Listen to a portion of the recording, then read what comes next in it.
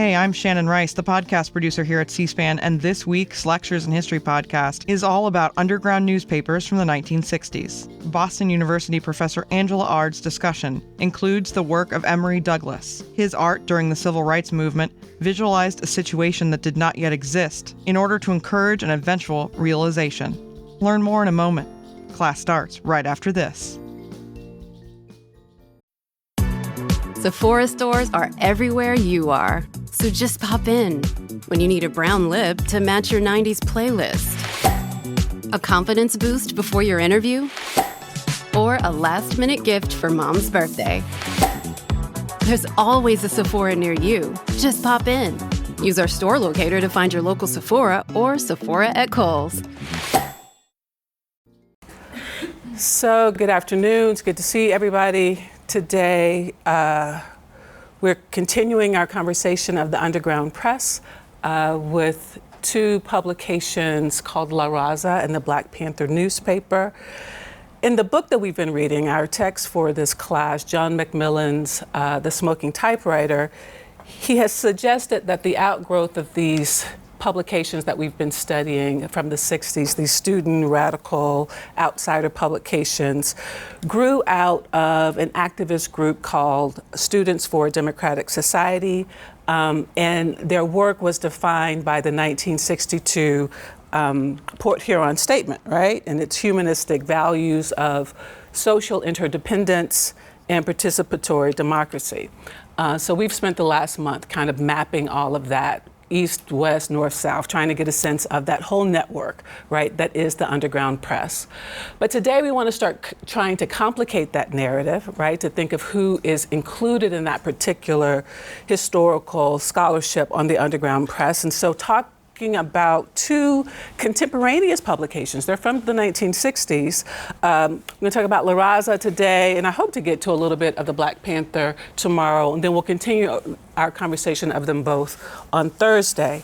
And I want to start with them because they are two publications that were definitely inspired by different manifestos than the Port Huron Statement, right? I asked you guys to read El Plan de Azatlan to give you a sense of the Chicano movement and the La Raza and the manifesto that inspired it, as well as the Black Panther Party and the Black Panther newspaper's 10-point program and platform as the manifesto that inspired it. So today what I hope we'll do is like kind of consider the differences among those three statements and then look at visual aesthetics, right? I'm going to argue that Macmillan has basically been arguing that what we've seen before is of a kind of a verbal aesthetic in a print culture, but these two publications are helping us thinking about visual, photojournalism and graphics.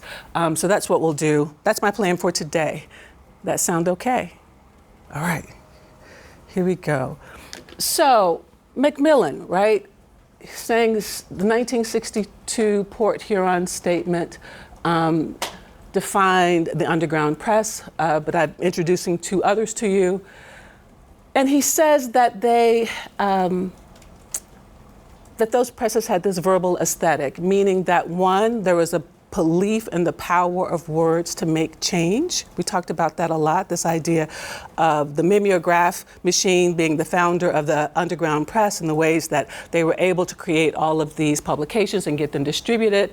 It's important, I think, even to remember that the Port Huron Statement itself was almost 25,000 words. Happily, I did not ask you to read all of those 25,000 words. But there is this huge belief that words matter, right? And words can make an impact and inspire people, move people to work for change, some kind of progressive change. But the other thing that Macmillan argues, and we've been talking about this entire time, was that the way those papers were structured, right? From their titles to their taglines to their layouts, were all about promoting this notion of participatory democracy, right? This idea that everybody should be able to come into some kind of open forum on matters of the day and give their opinion and be a part of the decision making around those issues, right? And so that all of those elements of the paper were about promoting that particular idea, right? That particular theory of change, of political change, but also sometimes, like in the case of the RAG, promoting ideas around the counterculture and psychedelia. So just from the ones that we talked about, I think about the Free Press is called Free because it's an open forum, right? It was the paper that most promoted that idea of participatory democracy and making an open forum for people to join a social movement. The RAG out of UT Austin was the paper that had the most scattered layout, the craziest fonts, the most hallucinatory graphics, as a way to get to this idea of what psychedelia could do for you, right? Altered states, hopefully reaching some kind of higher consciousness, right? So just the way the papers were laid out, Macmillan says, is this verbal aesthetic. And we want to challenge, not necessarily challenge, we want to complement that. We want to add on to that. So first let's think about the differences real quick between those three. The Port Huron statement has that really fabulous opening, very famous line. It says, "We are people of this generation, bred in at least modest comfort, housed now in universities, looking uncomfortably to the world we inherit." And I thought your posts were really good in identifying that one thing that we see from those students is that they are coming into some kind of awareness of their situation. They're coming into awareness not only of being in comfort at a university, right, in their lifestyle, but also the paradoxes that are going on in American society, right? They're thinking about the civil rights movement that's happening at that time. They're thinking about the Cold War, right? And the threat of the bomb. I'm trying to think of some other things, but they're thinking about the war, the Vietnam War had not started here in the US, but they're starting to, consider that issue as well. And that is making them begin to see that there are these inequities happening in society that they don't necessarily experience themselves, and they find as a contradiction to all of our ideals, right? That's where we see them opening up this statement. How did you find it different? If you found it different, how did you find it different from the two other manifestos I asked you to read? Yeah. Yeah, I feel like Michael. It was very much like ideological, and it was like a concept about like a new meeting place of ideas, where like the 10-point platform, for example, was very much like a physical call to action. It was a response to oppression by people who were directly oppressed. So they were ready for like physical, real change. So people who have actually experienced the inequities that those in the Port Huron statement we're talking about. Anybody else? Mary, Carol, yes. Like to the point of how the Port Huron statement was kind of them like gaining more awareness about like the situation in the world they were living in. You can tell like in the 10-point platform, like they're definitely aware of the world they're living in. Like they're not just like kind of coming into their awareness, like they've been experiencing like this oppression for a long time, and they're like finally ready and like at the point of like we need to do something about it, and we're gonna lay out this plan of what we want to do about it. Nice. Your point, Mary Carol, makes me think of the idea that with the Port Huron statement, the students are very much thinking about trying to make the university a site of activism. Right? It's like they are trying to create a community there. But with the 10-point program and with El Plan de Azatlan, these are people who are talking about communities that they already live in, not communities they're trying to create. This is where they're from. And this is important because as we talk more about some of the underground press publications going forward, I want us to make a distinction between reporting about a community, which is what some of the early underground press publications were doing. I will say the RAG is a little different because after a while, those, especially the women writers of the RAG, got very much involved in the social movements of the day, right, around women's issues. But for the most part, there's an ideological conversation about what participatory democracy should look like. But with some of these other publications, we see something more on the ground, would you say, pragmatic, people who are within a community and are themselves affected by the inequities that they're thinking about. That's one. Any other thoughts? Aiden, I almost want to pick on you because your post was so good. Do you remember your post? Yeah, well, I think that ones that we just read, the program and the plan, I think they both sort of took on more radical substance than the Port Huron statement. I think that's a function of like the urgency with which they felt the things needed to be addressed, because they actually are this community. And while the people who wrote the Port Huron statement can sort of pontificate about these things and take their time thinking about them, I think that the groups that wrote the other manifestos couldn't. And it kind of reminded me of the March on Selma piece, in that like it pointed out that sometimes they just sort of view these problems and participate to the extent that it's comfortable for them to participate, and then sometimes withdraw, whereas like these communities don't have that luxury. So I thought that the manifestos that we read sort of reflected that. Yeah, a deep urgency, right, of what people were doing. Excellent. So just right now, just in terms of thinking about what the differences are, I think that lays it out well. Did I miss any? Did anybody else want to have a comment about that particular point, the differences or similarities? Okay. And I'm sure everyone read it, but just the other kind of point that I want to make, you know, we've talked about this, there's the awareness of privilege and paradoxes, the concern about the civil rights movement and the Cold War, a little bit even about the environment. They're kind of theories of change, ideologies, and this university is a site of activism. In El Plan de Aztlan, we have in that overview, that is spiritual overview, kind of a statement about, we'll call it Chicanismo, right? Which is like Chicano nationalism. The idea that we're going to be deeply focused on our own communities. They say this, the plan presented, is in the spirit of a new people that is conscious not only of its proud historical heritage, but of the invasion of our territories. We reclaim the land of our birth, consecrating the determination of our people, and declare that the call of our blood is our power, our responsibility, and our inevitable destiny. So there's a sense of nationalism, kind of focused on a separate community looking in on itself and trying to take responsibility for its destiny. That same kind of nationalism, we call it Black nationalism or cultural nationalism, we also saw with the 10-point program. So that's important to think about. Whereas I think the Port Huron statement was a bit more outward facing, right, in thinking about what's happening in the world. The programs of El Plan and of the 10-point program are very similar, and that, you know, they're talking about just the nitty-gritty survival issues of day-to-day life, right? They're talking about having housing and education and good jobs and justice, right? In terms of being free of over-policing, being free from over-incarceration. Like, all of those are issues that are stated. These are very just kind of hard, gritty, day-to-day issues that people are experiencing. So that's the difference in terms of their ideologies, but in terms of their aesthetic, right? Today I want us to think about the aesthetic of La Raza. And I know I asked you to listen to a documentary for Thursday. I'm going to ask you to look at their first issue so you can begin to see for yourself some of their images.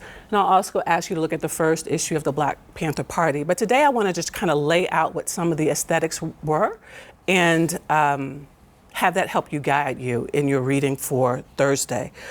So one thing that I thought was really interesting about the documentary that I asked you to think about was, the focus on photography, right? That was the kind of the distinction that La Raza brought. It's a publication that was that originated in 1967. In September of 1967, it was founded in the basement of a church in East Los Angeles by three people: Ruth Robinson, Risco, I forget his first name, Elysia Risco, and the Reverend John Luce. Risco was a Cuban-born refugee. Ruth Robinson was a graduate from Stanford, and John Luce was an Episcopalian reverend. The two young people had actually worked in the United Farmers Workers movement with Cesar Chavez and with Dolores Huerta. And when working with Chavez and Huerta, they were thinking about, food issues for farmers, but this first got Risco and Robinson thinking about urban Chicanos in Los Angeles and the help that they might need, which is one reason they collaborated with John Luce and thought of La Raza as a paper that could be a movement organ. We have to remember they're also in Los Angeles. They are reading the Freep, and as wonderful as the Freep was in terms of trying to be a counter public sphere to the mainstream media, which we saw beautifully that it was, like when we studied the way they covered Watts, not enough of the mainstream publications or even the alternative publications were covering the Chicano movement. Right? I noticed from many of your posts, many of you had never even heard of the Chicano movement. And one reason why we even have it, so much of it, still in our history books is today because of the work of La Raza. So they're trying to find a way to cover the Chicano community that has been excluded from coverage in mainstream publications. They want to give voice and representation to this community, and they are also trying to find an outlet to express their new sensibilities as Mexican Americans, right? This new sense of pride that they have in themselves. So they're covering issues like we talked about before: police brutality, education, anti-racism protests, immigration, the school walkouts. Which is a big thing. The Chicano moratorium, which is around kind of anti-war Vietnam protests, which we'll read about for Thursday. And they were using their cameras for the most part to capture this movement. When they started out in 1967, it's still more print, even though they're doing a lot of photojournalism. It's in 1970 when they become a magazine that photojournalism rises to the forefront. And we get this very distinctive kind of style that they are using. Let's see here.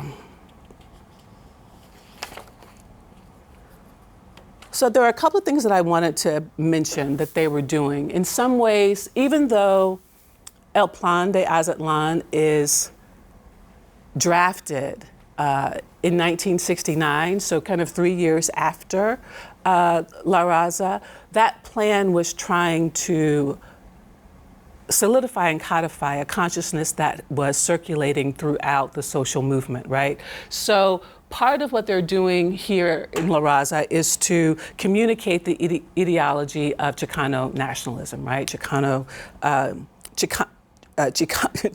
Chicanismo, excuse me, thank you. And in the process, they articulated a visual language of daily life and concerns and struggles of the Mexican American experience in Southern California. So what was their distinctive style is this idea of trying to mirror their community on the page. This is why I like this particular slide from the documentary that I asked you to read for today. It's like how to approach a subject who has actually been excluded from photography, right? How do you bring that subject back into the public sphere, right? And how do you make an image of a community from the community? It's like an image of the community, from the community, for the community, right? In terms of countering the stereotypes that were out there about Mexican Americans as lazy, as criminal. Like we can imagine all the different ones. We know so many. So some of the elements of their distinctive style. The idea of creating portraits in public. I kind of love this idea of creating a sense of intimacy in the image. In the documentary, the narrator was talking about the ways in which it was often of kids, these portraits of kids in public. And the way you would see their faces open up, as you could tell they were looking at someone they knew. You could tell they were looking at someone from their community. And you could begin to see them as the sweet little children that they are, right? You begin to see their humanity in a particular way. So many of their, and you'll see this on Thursday when you read the first issue, many of their photographs are of children and these portraits of them being involved, often being involved in a protest, which also shows them being involved in supporting their community, but also being supported by their community, being nurtured being nurtured by the adults in their community, but also that interdependence of them both, right? They are a part of a community and part of a people who are working together counter to the way we normally see them represented in mainstream publications. So portraits in public were huge. The other thing that I loved was this idea of just day-to-day life, right? Looking at interactions between people and the connections that they have. You see they're at some kind, I think they're at the walkout at Roosevelt High School. But the placard, the sign for the protest is actually not the focus. Right? The protest is not the focus. These people and their interaction, I think they're flirting, not quite sure what's happening. But their interaction is what's important here. And I love that because it reminds me, it's one of the things that reminds me of the RAG once again, and their Gentle Thursday protest. Remember I was talking about that, the idea of a be-in and that having joy and interaction with others and connectivity with others is just as important as whatever the march might be, whatever the demonstration might be. So that particular ethos, I think, is very similar. But so many of the photographs are about just capturing day-to-day life. And I think we can imagine why, right? To humanize communities that have been marginalized, right? Humanize people who have been stereotyped and oppressed. But they are also, covering demonstrations, right? They're covering the walkouts. They're covering the anti-war protests. And there was one photographer in the documentary talked about how it was always important for her to get a panoramic view to see everybody, right? The panoramic view of the crowd. And that she would often get up on a bridge so she could look down, or she'd get on someone's shoulders, or she'd get up on a lamppost so she could get that panoramic shot. So I'm gonna throw it out to you for a minute. Why the crowd? Why important to get everybody in the shot? We go from these intimate portraits of these children to this wide, kind of expansive shot of protest. Jack, I see something happening. Yeah, not necessarily with the crowd, but sort of with regard to that. I think showing the intimate, day-to-day shots, and then also showing these crowds, it prevents people who might not be in the community from being turned off from pictures like this, who might think, oh, these people are being radical if they just saw a picture like this, but they see that next to a picture of those kids or of two people just having a conversation, and it makes them seem like maybe less radical, and if I'm not in the movement, I can relate to them a little bit more. So the dialectic of the crowd showing the protest, but then those intimate portraits giving us individual people, say, this is who's here. Okay, that's lovely. Jessica. It's about that solidarity, but also by showing the crowd, and they say that they wanted to invite as many people as they could into this, even though it's from their own perspective. So I think it's about just and in the Black Panther paper where they say we recognize our solidarity with the people who are suffering in Vietnam even before they were supposed to be drafted there. I think it's about showing that it's from their identity, but it's about the movement that brings other people in. So in showing the crowd, it's almost like an invitation, like saying you can be a part of this, you are a part of this. Okay, lovely. Anybody else? Yeah, Megan. Yeah, I also think that it could just be not purely evocative, but largely meant to evoke, kind of like Jess was just saying, Say it again, Margin, what? Largely evocative, just like she was just saying. If those smaller, more intimate moments are meant to, humanize, the people behind the movement, like that's sheerly just to show this movement, just like the size of it, the enormity of it, the seriousness of it. Just so there's both sides. Like it still is, it just to remind of the cause. To show the cause, to show their power as a people and their numbers, right? That's lovely. Anybody else want to think about like why the crowd is important? Yes, Mary Carol. Well, one of the photographers like in the documentary mentioned how that like when she was shooting in a crowd, she liked to shoot like when the crowd's backs were facing her, because like that perspective of that shot made it look like the person viewing that photo later was like also in the crowd and was like also part of it. And I think it was about like kind of to that point of like inviting people into the movement, and like seeing these photos from a perspective where you're like kind of part of it is like a good way to do that. Right, I'm gonna find that particular shot you're talking about, like having the crowd from behind, right? And the narrator talked about it as a way of creating empathy for the viewer, because now we're looking at them from behind, but we're basically now a part of that crowd, right? As we are seeing what they're seeing from their particular perspective, right? So inviting people into this moment, I think that's great. Did I miss anybody? Jessica, can I pick on you one more time about your great post? Because you referred to our guest speaker last week, Richard Goldstein, and the way he said he always focused on the crowd. Yeah, well, he said he would go to these concerts and focus on the crowd, and that's really apparent in the Janis Joplin piece.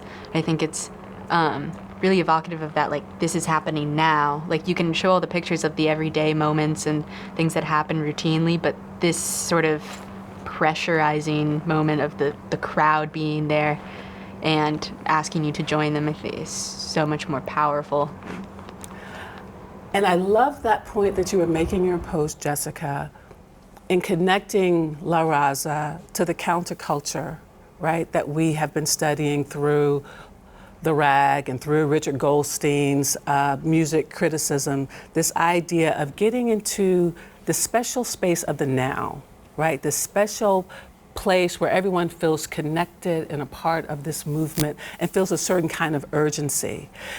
Because even as we're creating distinctions between these publications and what we've read so far, there's still that idea of there's a sense of urgency and trying to bring people into the now, into this present, right, such that some kind of change can be made, right, in terms of student activism. So fantastic. The other thing they talked about, which I thought was really interesting, is that they're often narrative action shots. They talked about, for the aesthetic of La Raza, the idea wasn't to have beautiful photography, although I think their photography is beautiful, but it had a very utilitarian function. What has happened? What's the story? And can we, that's what we're trying to tell through these pictures. And so the narrator was often talking about that many of the pictures people were in motion, right? Something was happening, they were in movement, because they're often they're not standing there posed, right? They're trying to tell you something that's happened in the moment. And I love this picture here because they're just there at a protest together and giving you that sense of being in the crowd and being in motion. So narrative action shots are important. Empathetic perspective, which we just discussed. And this is also, I think, a similar point about an empathetic perspective. Here's the crowd. We're kind of eye to eye, but I almost feel like I'm mingling in the crowd, right? I feel like I'm among the protesters as I view this. So again, in that sense of photographs that try to invite the viewer into the space in some kind of way. Thoughts that I missed? Any thoughts or questions so far about photography in La Raza? Okay. So the other paper that we'll be talking about or reading for Thursday is the Black Panther newspaper. We'll read the first issue. The Black Panthers were founded in 1966, so right during the time of these other publications that have come to the fore. They were founded by Huey Newton and Bobby Seale in Oakland, California. So we're just north of La Raza down in East LA. And it's a moment during the civil rights movement when we're moving from the philosophy of nonviolence that was epitomized by Dr. King to this idea of armed self-defense that was supported by Malcolm X and the Nation of Islam. They are founded because of a case of police brutality where a young man had been killed. His name was Denzel. I'm trying to think of it. Denzel Howell. He's a black teenager. So when we think of even that issue, even at the time wasn't a new issue, young black, unarmed black men being killed by police officers. That wasn't new then, and of course we know it's not a new one today. But they were founded in 1966, and they had two major ideas. This armed self-defense, which was a kind of a trope of being an outlaw, of being a cowboy, an avenger of the West. And the second one was their social programs. They're very well known for their breakfast program. The scholar, I want to get to this point here, the scholar Lee Rayford, she's at the University of California at Berkeley, and she's done a lot of study of photography in black freedom struggles, how they've been used. And her argument here for the Panthers was that they weren't actually interested in being a neighborhood police force. They were more concerned about visual representation, the idea of showing what it would look like, right? Showing, giving a mythology of power. So whereas, let's say La Raza, I'm thinking about La Raza and this idea of being evocative, provocative, all those, the crowds of people to give a sense of the power of those people. The power of the Black Panthers was often shown through their style of dress, right? Through their clothing, through their leather jackets and their berets, and of course through the guns that they carried, which were seen as transgressive, and certainly I think even alarming today with our issues with gun violence in the country. But their philosophy was actually in line with the NRA at the time and the NRA today. But it was very, very threatening to see the Black Panthers with these guns, this visual representation of creating this mythic, heroic figures in the community who were avenging over-policing and who were avenging other forms of oppression. They recruited into the Black Panther Party. It's important to think about what we call the lumpen, right? The working class and poor, whereas the civil rights movement was more of a middle class movement thinking about voting rights. So this is the Black Panther Party, and Emory Douglas, who was the graphic designer, and we're going to think about the Black Panther Party through his work, was the Minister of Culture of the Black Panther Party. Actually, I think I have this particular graphic as my on the syllabus for this class. So he was he studied art at the City College of San Francisco. He was a graphic designer, political cartoonist, and he would make these posters on the back page of the Black Panther newspaper.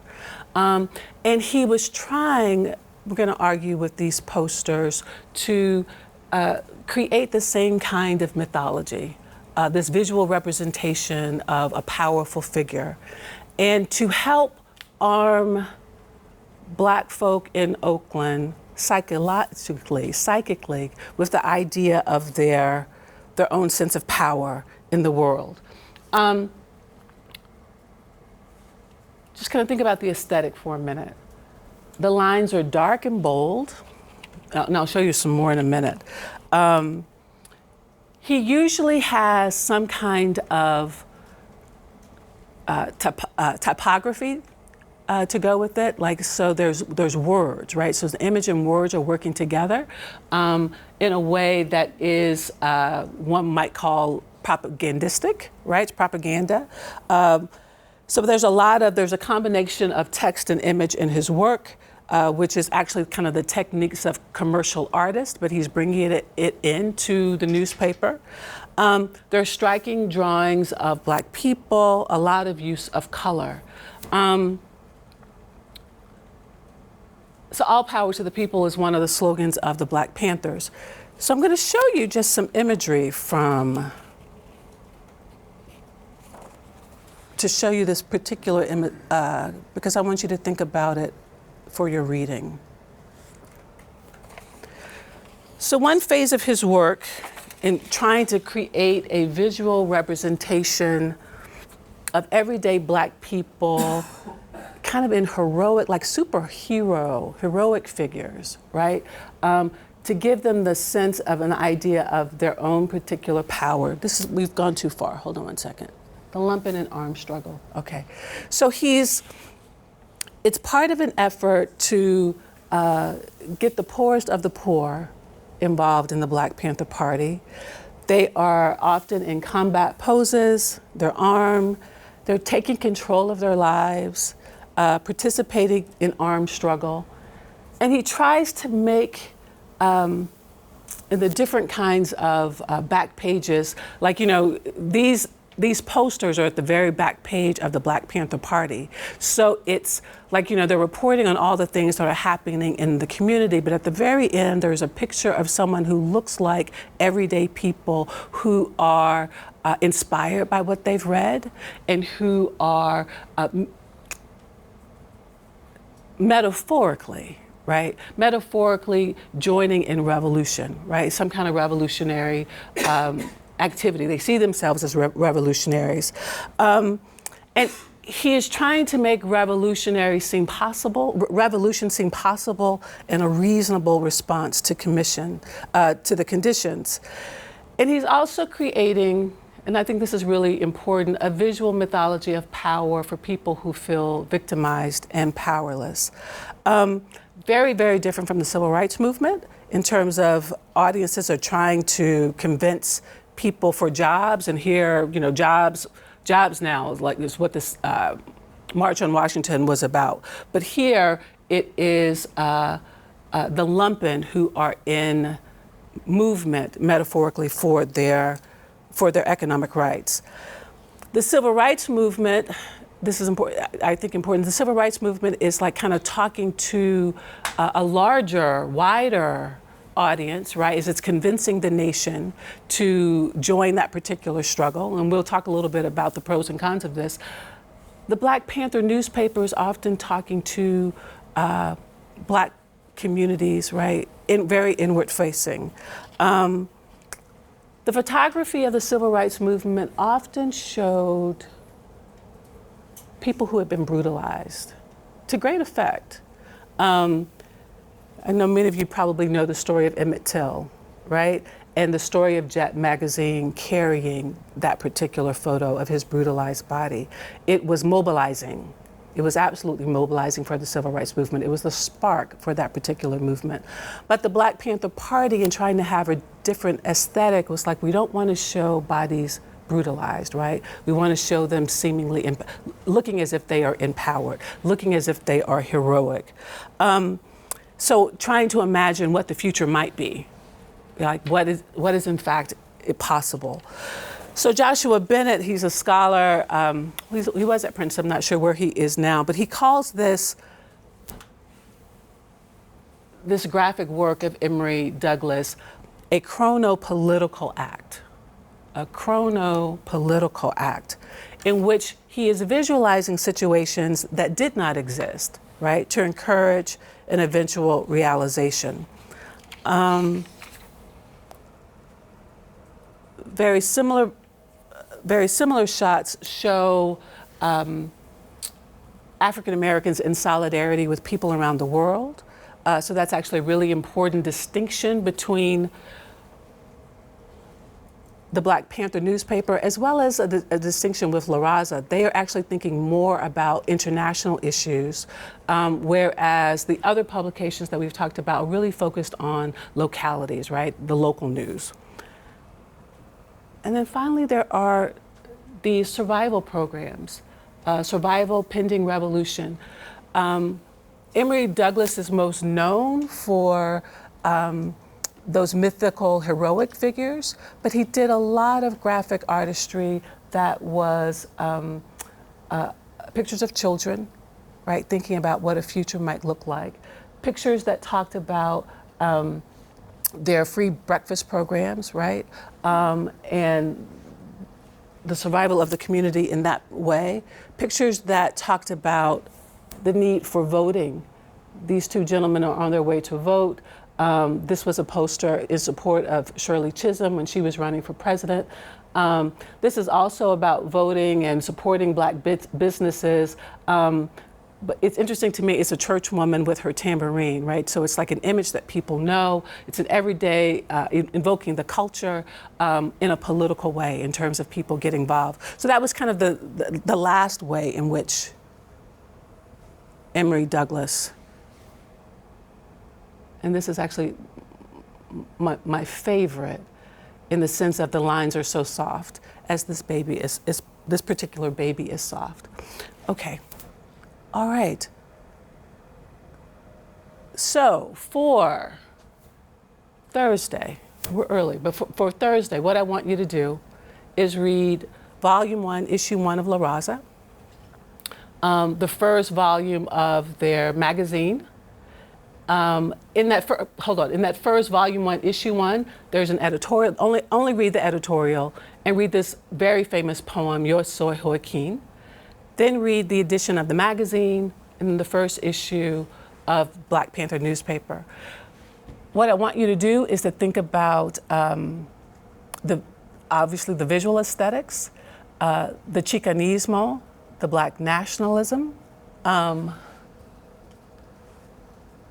see how those images reflect those particular ideas.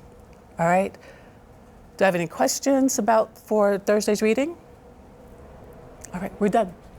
Thank you.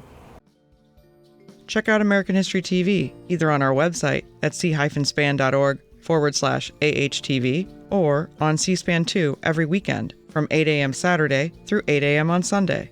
Explore our nation's past with American History TV.